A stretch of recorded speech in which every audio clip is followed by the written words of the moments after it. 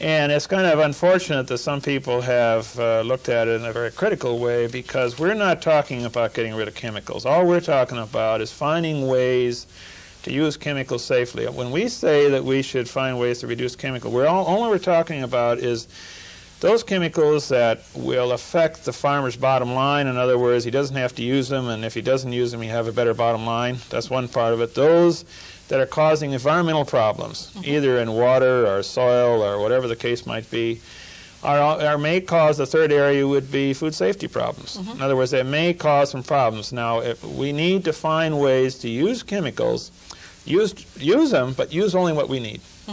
And so that's been our emphasis, and our goal is not necessarily just to reduce chemicals. Reducing chemicals is a means. Or what our goal is to have an agriculture that is profitable, and that's our number one. When we say right up front, we must have a profitable agriculture, otherwise they're not going to use these techniques. Farmers aren't going to use them.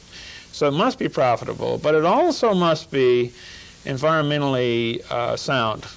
It must be environmentally sound.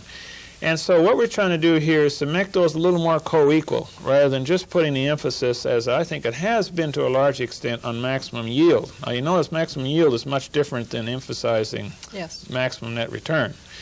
So we need to put much more emphasis on net return, more emphasis on farming in a way that's environmentally sound, because we're going to have to, urban people are becoming much more concerned about their environment and about their food.